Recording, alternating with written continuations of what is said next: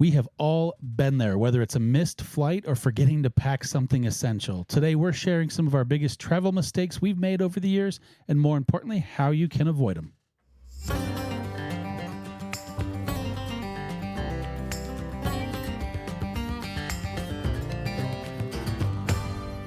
Welcome back. I'm Ryan.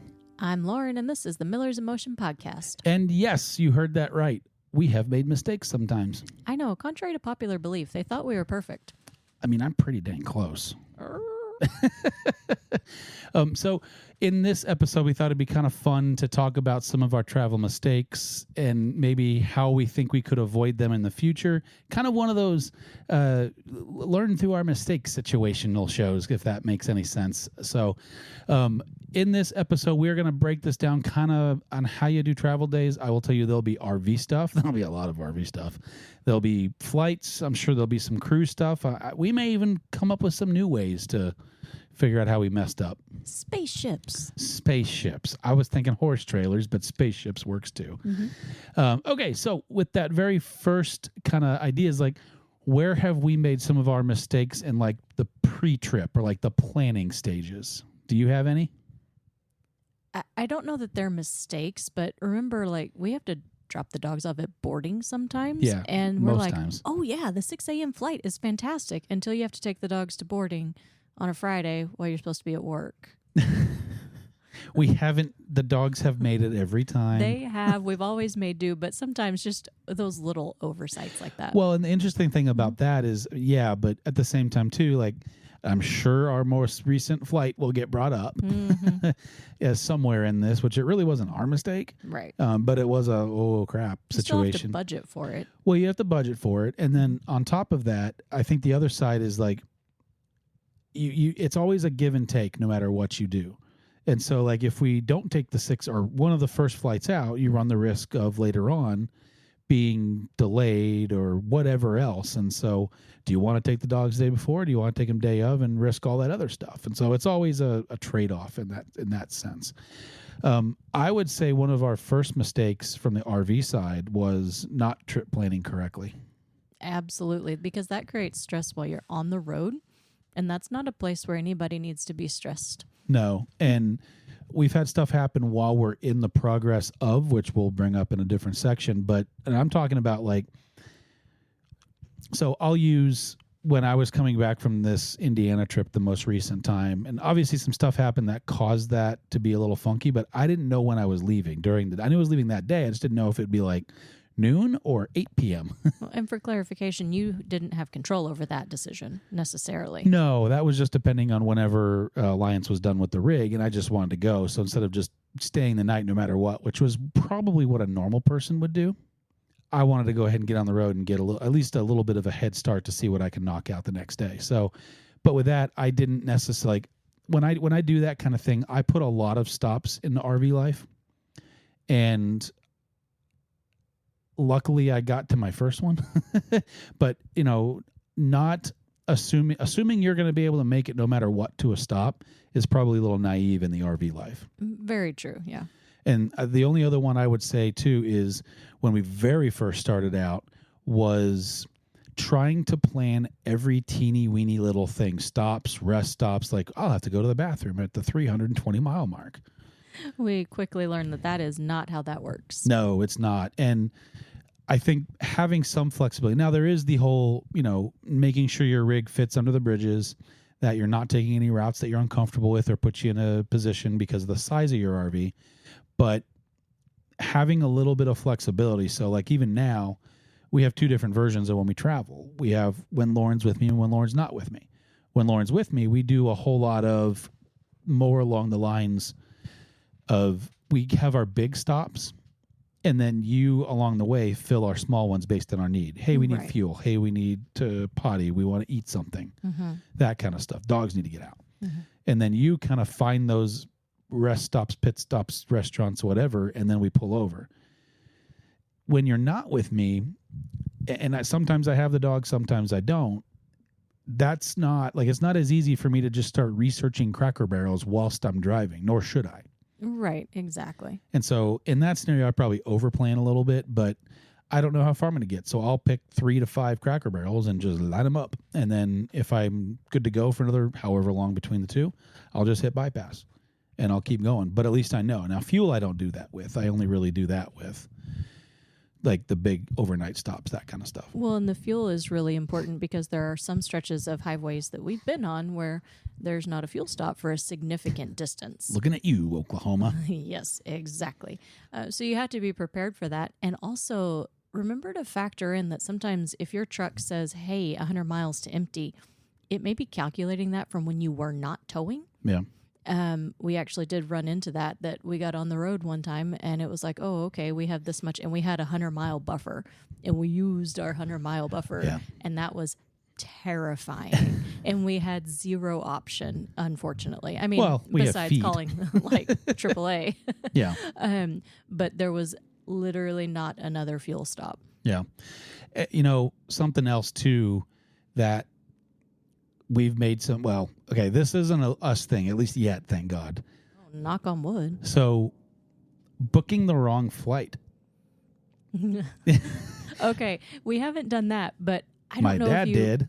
Your dad has, and I don't know if you remember this or not. You booked a hotel for me one time when I was out of town by myself. Oh, for the wrong night. I did do booked that. The wrong night. Because it was a fast book kind of a thing. Yes. And I wasn't paying as much attention as I probably should have been. You were at a horse show, right? I was. Yeah, and I you're in show Waco. up after a very long day. I'm like, I have a reservation. They're like, no, you don't.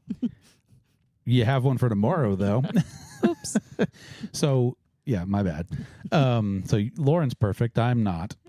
Moral of the story. But my dad, so when I still go to PGA show every year, but when I worked in the industry, I was there a lot more.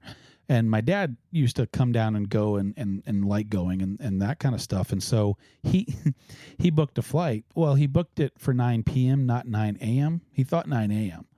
And that's the only day he could go. So he was going to land. I was going to pick him up from the airport. We were going to go. And then I was going to take him to the hotel. And my mom was going to, I guess, Uber or something. Shocker, they went and played at Disney while I had to go into the show. But imagine that. Yeah. But yeah, I got that phone call at about 7:15 as I'm getting ready, about to head out the door to go to the show in the morning section of it. And he's like, hey, we messed up. But they didn't want to fly at 9 o'clock at night. So right. I don't honestly remember what they did. I think they just booked the flight for the next day, and he's got status with American, so they kind of just worked with him on it. But yeah, so it can happen. It sure can. And for record, his dad is a very like type A person, spreadsheets and schedules and all kinds of things. So this was very surprising. Yeah. All right. Moving on. Have you ever had any packing mistakes? So surprisingly, mine are pretty few, I would say. I can make do with quite a bit. And we have Did you just say I can make do with quite a bit? I sure did. So what I usually do is overpack. I was about to say. I pack most of the closet, and I just kind of figure it out when I get there. Right. We have very different packing styles. I like to pack in pure panic. Because hey, babe, we're leaving in 10 minutes. I'll pack in 5. Okay, that's good. Did we do laundry? Because that's the way my brain works. And so that's where I kind of think on my feet the best. Whereas if I were to pack a day or two before, guaranteed I'm going to miss something. Yeah, and I mean, I understand if you have anxiety why people would pack multiple days in advance, or if you're going for a really long time, like if you're spending a month in Italy, which I wouldn't mind doing. I understand, maybe planning a little further out and kind of building some time to remember what you forgot to put in there, that kind of stuff. I'm very much so, though, like I plan my packing time. You sure do. If that makes sense. And so sometimes it's the day of. I like to fly in the morning, so typically it's before I go to bed the night before. I have to be packed, minus toiletries, because I need to use them still. And then it's just chunk it in there. Because, and this is where my mistake comes in, I always forget something in my toiletry bag. Always. There was also one time you forgot your belt. I did. I forgot at a show. I remember I had to go to Walmart and buy a dang belt on my way into the show one year. I forgot all of my underwear on one trip. That was fun. Don't ask what I did. But inevitably, I will always forget something in my bag. The worst one, I hardly ever forget my contacts because I can pre-pack those because I wear daily use contacts. But it's pretty common to forget my glasses. Sure is. And if you wear contacts, you know somewhere about that 8-hour line, your eyes get tired and a little dehydrated, and you just need to take them out and let your eyes breathe a little bit.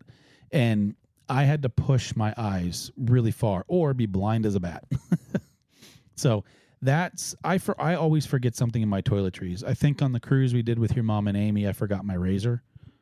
Oh, yeah, you did. Yeah, You're right. it's always something in the toiletry bag because that's the last thing I pack and I'm not awake yet. This is why when I fly in the morning, I like to pack in the evening when I'm more awake because I'm going to get up, I'm going to use it. And I used my razor that morning. Yep. And I told myself, when you're done with it, I shave in the shower, stick it out on in the sink so you remember to take it. And I didn't think about it because I wasn't awake. And I put it back on the hook in the bathroom and there it sat. And we spent $8 for 2 really bad Bic razors on the cruise ship. They were so bad. Whenever I pack, I usually look at my closet and I think, okay, did I grab something from every single section of my closet? And people are like, well, that's a little overboard. I just told We're going to the Bahamas. We don't need the toboggan. Well, but literally we were going somewhere like that and I was like, ooh, flannel pajama pants. And he's like, I don't think you need those. I'm like, yeah, but what if? What if? So obviously I'm the overpacker. Well, and you like to be that way when you're, especially in the evening, whether it be a cruise ship or a hotel room, you like to get cozy. I do. I love it freezing, almost frostbite temperature in the room. Which means I need more layers. Right. And so I do understand that to a point. So, have you ever forgotten anything so important you can't take the trip? I haven't. Have you? I said, no, I haven't. That's why I'm asking you. I mean, I've heard stories. I've had many battles with TSA, but I have not. Well, we're going to talk about that in a minute. But I have not forgotten anything that stopped me from being able to go on the trip. So I know the answer to this, but for sake of conversation, I'm going to ask it anyway. So I always travel with my passport. Right. Always. Always. So regardless if I'm getting on a cruise ship, going international, flying domestic, my IDs are in my pocket, my wallet, and I take my passport with me as well. You don't. Do you want to tell them why you do that? I was going to ask why you don't, but okay. Because I don't feel that it's necessary, and it's another thing that I could lose or accidentally leave in the safe. Why? Okay. Yeah. Mine stays in my bag. I don't ever take it out. I know, but then what if something happened to your bag? What if the airlines lost it? What if all these things? What if you lose your wallet and your driver's license? Because those are in my purse, and so then am I going to have my passport and my photo ID in my purse? And then if somebody steals my purse, I'm just so SOL. But this comes back to that's why it's in my bag and not in my pocket. Now that's different for guys. I will say you're not going to fit your passport in your wallet. It is, and on multiple occasions, he has one of those teeny tiny wallets. I've lost that dang thing so many times. It's once a week, y'all. Okay, it's not that bad. So I was a couple years ago. I was in Wisconsin visiting my folks, and we were going to the airport. Well, the morning of, I had a midday flight, and we went to breakfast and came back, and I was going to grab my bag and whatever else I had left. I could not find my wallet, and I did not have my passport in that scenario. Right. And maybe it was 3 or 4 years ago now that I'm thinking of it, but that thing caused me to carry my passport with me at all times, because it ended up just falling in the most remote crack in their Ford SUV. I don't remember the name of it, up in Wisconsin that they have. Now I know to check the hole between the carpet and the and the plastic of the center console. But we got to a point where I was an hour and a half away from having to take off, and I couldn't find my wallet, which means you're not traveling. Right. You have to have a picture ID, a government issue photo ID to get through TSA.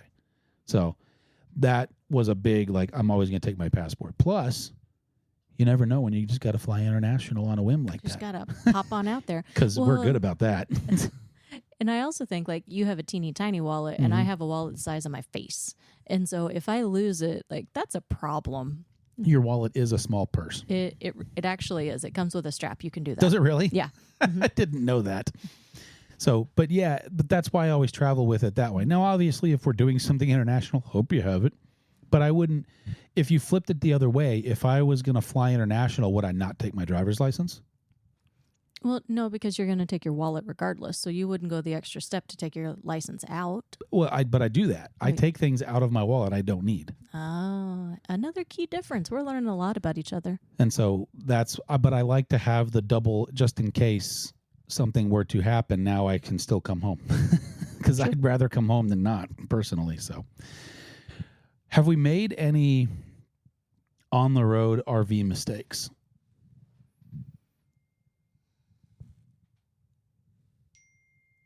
And yes, that's my phone. Hi, Stacy. Still, Like major mistakes? No, I don't think that we've made any big ones. I think there's been a couple of times where I think that we overshot what we could do. or I did something stupid because I was very asleep. Yeah, that did happen too. That's happened a couple of times. Have you noticed there's a not theme? Not that event. If but he's not awake, mistakes happen. it's why I don't like to travel that way. I want a minute to wake up, or I want to be as ready as I possibly can be the night before. Okay, so tell them what happened. The horse show one, right? Yep. Yeah, okay. Making sure we're on the same page. Mm-hmm. So we were in Gulfport. This was our first major trip in our first RV. This was the kickoff full time for us. We didn't intend it to be, but it became that way because we put we put a lot of our stuff in there. Mm-hmm. We went on this trip. We were in Gulfport for like a week or something like that. Mm-hmm. And just spoiler, we came back and realized, like, why are we putting our stuff back in? The house is going to sell. Like, it's closing in 2 weeks. Like, It makes no sense to unpack to repack. Mm-hmm. And I don't know that we ever slept another night in the house. Right. I'm with you. And so we're down in Gulfport. We're in it's a horse show scenario. So we're in a field with everybody else. There are hookups. I had everything ready to go except for electrical. So water was unhooked. Sewer was unhooked. We were good to go. And we left at, do you remember what time? I know it was early. I just don't remember what time. So this was also a time when we each drove a separate trailer. Right. So, anytime we go to a horse show, Lauren has to drive the horse trailer, and I take the RV and the dogs. So Julie and I believe, wanted to be, my friend Julie, I had her horse with me, and I believe we wanted to be on the road by 5 a.m. So for frame of reference that. So I told you could do whatever you need to do, but Julie and I needed to be on the road by about 5. Well, and that became one of those, like, well, I have your stuff, so it doesn't make any sense to not. So I think we all got up at 4. Mm-hmm. And I went ahead and got hooked up, if I wasn't already hooked up the night before. I don't remember that part. And I did my normal walk-arounds. But again, this was trip numero. It wasn't our first trip, but it was our first big trip. It was. I think it was like the second or third trip total. And I did my walk-arounds, and I'm like, I'm going to leave the power cord to the very last minute because we're going to be on the road so long today. I didn't want the batteries to run down too far because we had a residential fridge. We were going to be driving in the dark for the first 3-ish hours. And so that was a conscious decision. I pull the slides in, get the dogs in the truck. I'm ready to go. Completely forgot about the power cord. And I don't remember how I realized it was dragging. I don't either. I think I saw it out of like one of my mirrors or something. I was like, what is that? And I just stopped in the road. And when I say road, I mean, like, I didn't make it far. I never even made it off the property. No. I realized, no, it's a big property. But I couldn't have been more than a couple hundred yards away from where we were. And luckily, it's mostly grass and a little bit of gravel. So it wasn't like I had torn the power cord up massively. Because if you drive down the road that way, that rubber is going to burn off as it drags. Mm-hmm. And so, yeah, I just almost pulled their pedestal out of the ground. Luckily, I didn't do any damage to the pedestal. All we did was bend one of our prongs a little bit, the neutral prong on our 50 amp, and that bent back reasonably. We did eventually have to replace it, I'm sure, because of that. But it lasted a little bit. But yeah, other than that, I don't think there's been anything major on the road.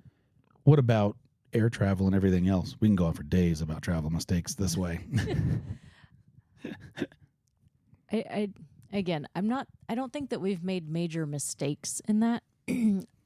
Usually we try to plan pretty well so that we have buffers, I guess you could say, that like we're not flying in at 10 o'clock the night before we're supposed to be at work. Right. And, things like that. We're really not timing it that close because, surprise, the airline industry is not known for that sort of thing. Well, I think the biggest mistake we've made in air travel has been trusting the airlines completely. Exactly. And that's kind of what I'm trying to say is you almost have to like defend yourself in a way. Well, and like even so, delays happen. We kind of understand, and I don't I build that into trips, but not massively. Right. And there are some times that build in is one of those, I was going to cut it close, but I'm accepting it. Right. Like, I understand that there's a decent chance that might not happen as long as everything stays on schedule, it will. But if we're 20 minutes late, we're kind of SOL. Mm-hmm. Flying is, I'm one of those crazy people that actually likes flying to a point. Yeah, you are.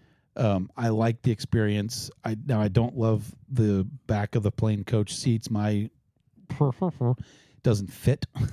So having a little bit of space is key for me to make me happy, but I still enjoy it. And even I get a little tired of kind of sometimes how they mess with you. And this travel mistake, which I did a whole podcast over this. So I'm not going to go into a ton of detail, maybe let Lauren vent if she wants to a little bit, but essentially we got diverted to Kansas City from Milwaukee trying to get to Dallas. For whatever reason, whether it be weather, whether it be the pilots timing out on their service time, we could not take back off from Kansas City and make our way down the DFW, so we got stuck overnight until the pilots could come back on. In that happening, we trusted the gate agent with, yes, we'll get a refund for this because it was diverted, because in his words, by law, we're required to pay you back. Mm-hmm. Well, either he lied blatantly through his teeth or didn't understand the policy and or rule at all. So, or someone at corporate sucks. I mean, there's three scenarios here. That's what I'm trying to figure out, because I still have an email conversation going about this, because his interpretation was that technically the weather pattern had ceased. Right. Our flight plan was not diverted because of active weather. Yeah, it was diverted because of air traffic. Is what he was saying. American is saying there was air traffic because there had been weather. Right. And so we're trying to find the nuance to that as we speak. Well, and in that podcast, I said I was actively talking to them. Mm-hmm. That has ended. And Lauren has taken over now because Ryan was going to murder people. No, he's not. Please don't say that. Not to the public. But no, it is. It's sometimes, you talk to somebody else, you phrase it a different way, you get a different answer. Yeah. So other than that, I think the only other, and this, I don't know how this would be considered a travel day mistake. I mean, we've done little things like wish I had brought a neck pillow. Yeah. Got into the airport a little too early, a little too late. Mm-hmm. All the kind of basic stuff. Not eaten before we got on a plane and wish you had 5 hours later. Tried to take a pocket knife through TSA. Forgot about that one. The usual. I will say that I learned my lesson. So the first real big trip I planned for Lauren and I mean, we did some small stuff, but the first big one was really our honeymoon. Mm-hmm. And we got married, and we didn't end that party till about what time? It was 10. The party ended at 10? Yeah. For some reason, I don't remember getting to the hotel before midnight. I don't know what to tell you, dear. So it was late by the time we got there. Well, and it was our wedding day. We were both spent, right? We're done. And so me and my optimum wisdom was like, we're going to leave the next morning. This will be fun. It's like a carryover of the party. Well, when you've only gotten like 5 hours of sleep and you're coming down off the high of a wedding, getting up the next morning, and of course I wanted to get breakfast because heaven forbid we miss a meal. That was probably a mistake. I wish, and I've said that a couple of times, that's the only thing I would have changed. Either stay another night, book a later flight, whatever. Mm-hmm. But even coming back from our honeymoon, we had a similar scenario where we got delayed in the Orlando airport for 6 hours, 5 hours, something like that. You really wonder why I don't like to fly, do you? Well, and so here's the funny part. This only happens when you're with me. It does. It only happens. And do you remember how many hours we were delayed? Out of Orlando? Mm-hmm. Wasn't it like 5 or 6? 13. We went through TSA 3 separate occasions. So Orlando's airport does not have they have food options past security, but it's all like fast food. Think Wendy's. I think the cleanest thing they had was like a Qdoba or something like that back then. And so all of the like sit down, like the Chili's and the real restaurants were on the wrong side of security for if you're trying to fly. So if we wanted to leave the terminal and go back and get food, we had to go back through security again. So the first time we went through security, then we found out the flight had been delayed. Each time it had been delayed enough for us to say, oh, okay, let's go 1, sit down at a restaurant, and 2, budget for the time to get back through security. We got a lot of queso that day. We sure did. And margaritas. And this is before we had pre-check too. I will say that. So whatever the line was is what we had to do. And it's Orlando, where it's kind of a come-all situation. Yeah, it's all one big security line, unfortunately, there for all terminals. So you're kind of stuck with what you got. So I will say, too, that was a later flight. Mm-hmm. Or what really wasn't that late of a flight. It was wasn't. kind of, let's say, because we were delayed 13 hours. We got back that day. We got back that day, but remember the airport was closed. Once we got back, you couldn't get there was something we couldn't get that was like locked up. Our bags made it back okay. We were dropped off at the airport, so we didn't have like a valet car or anything. Your parents picked us up at the airport, and there was something that was locked up in the baggage jail that we had to like hunt somebody down to go pick up. I wonder if one of our bags made it before we did, or Probably. for some reason. It probably got onto another flight. Or an earlier flight or something. Because we got back late enough that the airport was essentially shut down. Well, and I've had that happen where my bags end up on an earlier flight because when you have a route that's traveled heavily, there might be a flight every hour to hour 45 minutes. And if you get there 2 hours prior, there's a chance your bag could accidentally end up on the earlier flight. So maybe that's what happened, and they didn't know what to do with it, so they locked it up. And I do remember that because we just wanted to leave at that point. And there was a flight that we were on where they lost our luggage. You remember that? And we lived like an hour away from the airport, and they actually had to bring it out to us at our house. Yeah, they tried not to. I do remember that. They tried not to. Wasn't that Vegas? Was it? Or no, it wasn't Vegas. It was something. But yeah, so if the airline loses your luggage, and I will say it takes a lot for them to legitimately just full on lose it and not find it. Mm-hmm. It's misplaced for the first bit. It ended up on the wrong plane. Whatever, which, by the way, tip air tags. Mm-hmm. I have them in our check bags now, and that's a little peace of mind because I can see where they are. So at least I have an idea of where they are in the world. Yet another thing that's only happened to us, not to Ryan by himself. Well, in all fairness, I don't check my bags that much when you're not with me. True.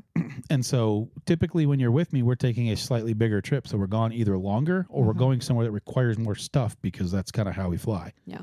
And so we end up having to check a couple of bags, like week-long cruises, but we have to fly to them, that kind of stuff. So yeah, in that scenario, unfortunately, you have to kind of find your bag. But luckily now I've got a trip coming up that you're not coming that I do have to check a bag. So fingers crossed. That's right. So I guess that could be another tip too, is that if you are having to check a bag, make sure that you have like some of your necessities with you just in case to at least kind of get through the night or a couple hours. Or be okay with what you have on, I guess is the other side of that. You know, like you have your glasses on you in case for some reason you have to take your contacts out or if you have medicines to take, make sure you have them. Which is typically not great on the medicines portion of that, but I always put a couple of, so I will, in my toiletry bag, it goes in wherever my clothes are. And I do put enough contacts to make it through the trip plus 1 day, just in case. Now, I also put 2 sets of contacts in my carry-on camera bag, whatever you want to call it. Because, and I've had it happen before, because airplanes are so dry in the cabin while you're flying, that my contacts have come out while I'm flying. And so I typically will put my glasses and a couple of extra pair of contacts in my carry-on just in case. There you go. So, okay.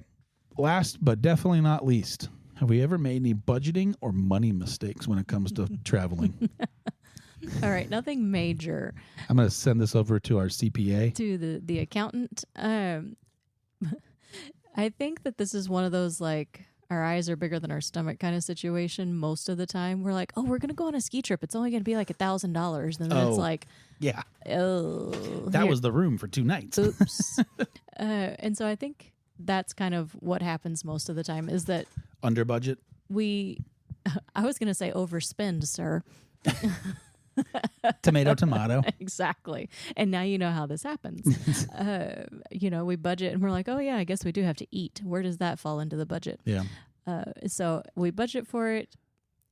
Well, and food can get expensive in some places. When you start talking about like Disney and ski towns and Hawaii, these places where food is just overpriced, it's a chunk. It sure is. And our honeymoon in Disney, I bought an extraordinary amount of stuffed animals, which required the purchase of another bag to get them home. Yeah, we had to buy a $40 duffel bag that said Disney on the side that I don't know that we've ever used again. I think I used it. I just don't know for what. Just to say that I used bag? it. Maybe. So I think that as far as budgeting goes, we've probably missed the mark more times than we've hit it. I like To cake. be honest, we like food. And apparently stuffed animals. That was a one-time thing. I didn't do that anywhere else. Yeah, because you realized I had to see what you did at some point. Do you remember how you found them? No. I'd hid them behind the couch. I do remember that. I remember how all I found the them, bags, and I didn't want all the bags like out in the middle of it because it was getting cluttered. Well, so I put them not only behind does the couch. Get it cluttered. I remember them being behind the couch. So we spoiler, we went to Disney for our honeymoon, and we had a really nice room that had a little sitting area, and then it had the bed off to the other side. And we were there for almost a week, and so you had been slowly collecting these things. And I don't know if it became an out of sight, out of mind situation. A little bit. Did it? Okay. Or if it was fully intentional.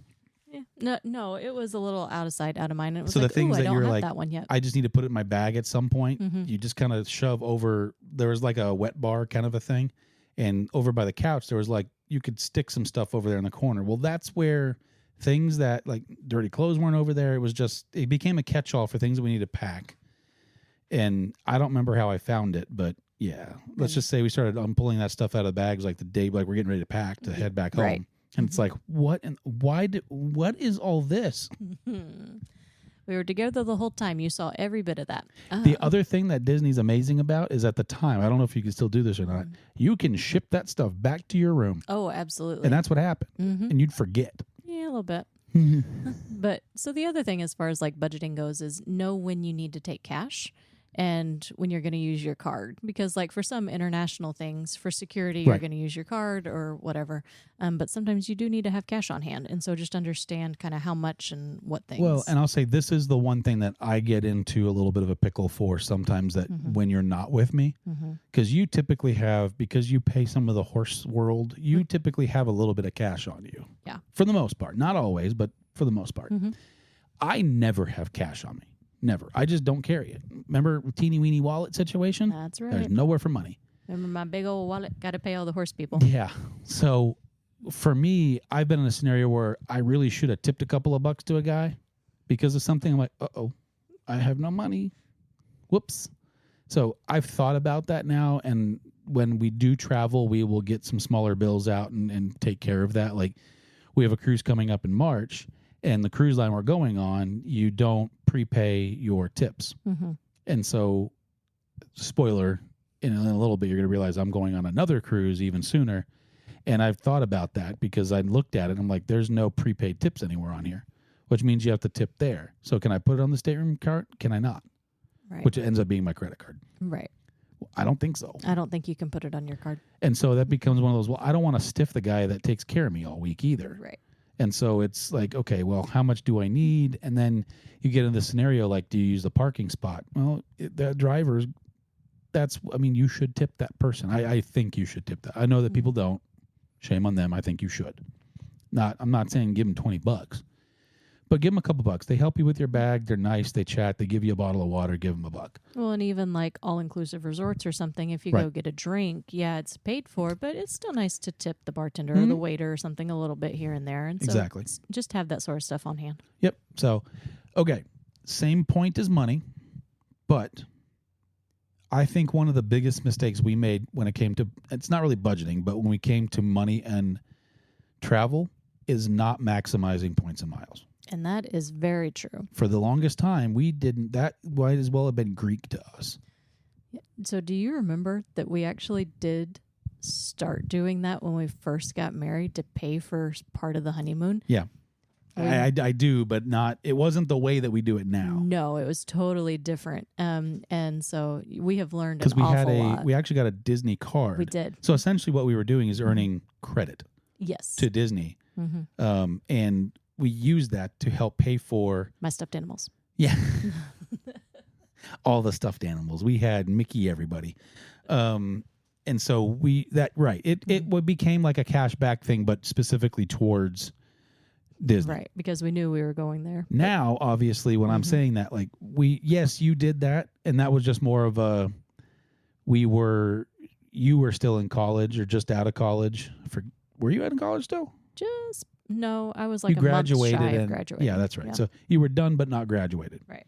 And so, I mean, let's be honest, we didn't have any money. We was broke, y'all. And very nicely from my parents, our honeymoon was a gift from them. Now, the actual travel portion. Everything once we got there, all on us. And so we tried to find ways to maximize and make our dollar, make our dollar go further. Yeah, exactly. It's probably the right way to say that. And we're still desperately trying to do that because well, now we're doing it because we're just cheap. Well, and now it's a game. It is. So that's the problem. It's become entertaining for both of us, to be completely honest with you. Because you like the how can I get more miles to maximize that portion of it. And I like the how can I redeem them in a better way to get more bang for my point. I was going to say dollar, but it's not a dollar. It's a point. It is. And so now we use everything from you name it, but we accumulate points. And to be completely honest, we haven't paid full price for some aspect of travel now in quite a while. Now it doesn't work on everything. No. Works on a lot, but like we have a couple of cruises coming up, and I believe our flights were paid for with points, and our pre-hotel stays were paid with points. The cruises you can do, but the value's not there to do it. You just pay for those. But we've talked about taking a handful of trips. In fact, we're going to do a whole upcoming trips and kind of bucket list things that we want to do here coming up soon. And a big one is going to be Hawaii. That trip should be almost completely paid for on points and miles. And that was a goal we set out a while back, was to finagle it. Well, and we've been able to do it a couple times. We've lost it a couple times because stuff got more expensive, which means we made more points. And then COVID was a thing. So, but now we're there to where we can actually kind of plan that out and get an idea, and put it on the books actually and go. So anyway, I would say points and miles. And if you do want to learn more about points and miles, we've partnered with the Daily Drop, which is a fun thing from Karen. Nate started it, of just kind of how to maximize. It's how we learned how to do a lot of that stuff. So we have a link in the show description down below if you're curious about some of our favorite credit cards that we use to accumulate those things, or just want to learn more about it in general. There's a link for both those things as well. And I really do think that not using those benefits and like planning with those tools, I think that's a big mistake. But I'm also going to say the CPA accountant in me that I don't actually have a degree. I just do this for funsies, believe it or not. If you're carrying a credit card balance, that is not worth it. This is for people who pay off their credit cards and are, in that financial group. I normally start those talks with, we are not preaching carry a balance. Have some fiscal responsibility. If you can't keep a credit card at a reasonably close to zero balance, and I get that it's a moving target, so it's never truly zero. Never worth that. Right. Well, you can charge all you want. You ain't get those points until you pay it off. So let's be honest. You can put $10,000 on a credit card. You can buy a truck with a credit card in some scenarios, but they're not giving you a point until you give them money for that thing. So yes, I'm off my soapbox. Just wanted to say that. No, and that's a good soapbox to be on because fiscal responsibility is important. Now, if we could just get our country to figure that out, like the government. Okay. I am very curious. I would like to hear if you have any big faux pas, if you may. So do us a favor in the show notes down below or on social media. Shoot us a message, tag us in something, or you can send us a text message. In the next episode, we're going to be talking about some of the trips that we're going to be taking in 2024, as well as some bigger things that we have maybe slightly further on the horizon that's not actually planned yet. And if there's some good ones from this show in that text message or the DMs, I'm going to read them. Lauren just gave me a look. It's a podcast. You're talking to the microphone. I'll let you interpret. Yeah, you didn't need the mic for that. So shoot us those. Let us know what your biggest mistakes are. If you have any tip to avoid mistakes, we will pass those along. Also, one last little housekeeping thing. If you could do us a favor, whatever you're doing on your favorite podcast platform, if you could hit that little follow button, whether it's on Apple, Spotify, or whatever one. Also, rating and actually writing out a review would be massively helpful because that's how the algorithm on the podcast side likes to push everything out. So, thank you guys so much. Anything you want to add? Nope, I'm good. Ready to go on a trip? She's not ready to go on a trip. Not. So thank you guys so much for listening, and we will catch you next week.